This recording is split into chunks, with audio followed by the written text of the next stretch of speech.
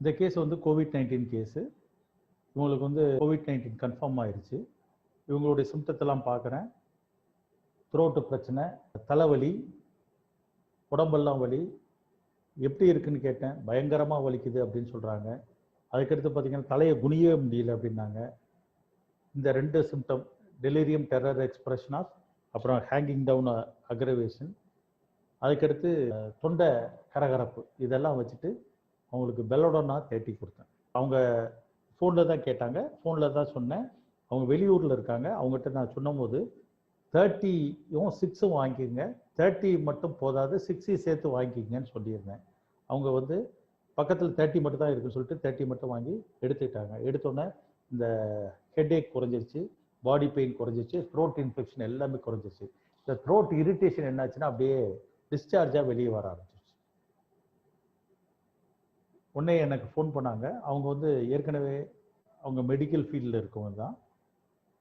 இந்த டிஸ்சார்ஜை அலோவ் பண்ணுங்கன்னு சொன்னேன். அவங்க அலோபத், அதான் பெரிய சிக்கல். அவங்க என்ன பண்ணிட்டாங்கன்னா, டிஸ்சார்ஜ் அதிகமாக வருது, ரொம்ப கஷ்டப்படுறா, என்ன செய்யறது சார் அப்படின்னு கேட்டாங்க. பேஷண்ட்டை சொல்கிறாங்க. இப்போ நான் பெல்லடோனா 6 வச்சுருக்கீங்களான்னு கேட்டேன். சார் அன்றைக்கி வாங்கலை, இல்லை அதனால அப்படின்னாங்க. சரி, நீங்கள் பெல்லடோனா 6 வாங்கி போடுங்க, உடனே சரியாயிரும் அப்படின்னு சொன்னேன். சார் பெல்லடோனா 6 வாங்க முடியாது, நான் வெளியும் போக முடியாது, நான் பெங்களூரில் இருக்கேன், ரொம்ப கஷ்டம் அப்படின்னு சொல்லி சொன்னாங்க. என்ன பண்ணுறது அப்படின்னு கேட்டாங்க. ஒன்றுமே பண்ண முடியாதுங்க, பெல்லடோனா 6 போட்டால் உடனே நின்றும், இல்லைன்னா ஒரு 2-3 நாளில் டிஸ்சார்ஜ் எல்லாம் கம்ப்ளீட்டாக சரியாயிரும், சரியாச்சுன்னா சரியாயிரும் அப்படின்னு சொன்னேன். சார் அவர் ரொம்ப கஷ்டப்படுறா, என்ன பண்ணுறதுன்னு தெரியல அப்படின்னு சொல்லிட்டு நைட்டு செட்ரிக்ஸின் போட்டேன். போட்ட அடுத்த நாளே பார்த்தீங்கன்னா மூக்கில் இந்த ஸ்மெல் போயிடுச்சு, லங்ஸில் பெயின் வர ஆரம்பிச்சிருச்சு, இழப்பு வர ஆரம்பிச்சிருச்சு. அப்புறம் அவங்ககிட்ட எப்படியாவது தயவுசெய்து பெல்லடோனா 6 வாங்குறதுக்கு முயற்சி பண்ணுங்க அப்படின்னு சொல்லி அப்புறம் அவங்க யாரையும் அனுப்பி பெல்லடோனா 6 வாங்கி எடுத்துட்டாங்க. எடுத்த ஒரு 3-4 மணி நேரத்துலேயே பார்த்தீங்கன்னா அந்த வீசிங் பிரச்சனை குறைஞ்சிருச்சு. அதுக்கடுத்து அந்த லங்ஸில் இருக்க பெயின் குறைஞ்சிருச்சு. அப்புறம் மூக்கில் ஒழுகிறது அப்படியே.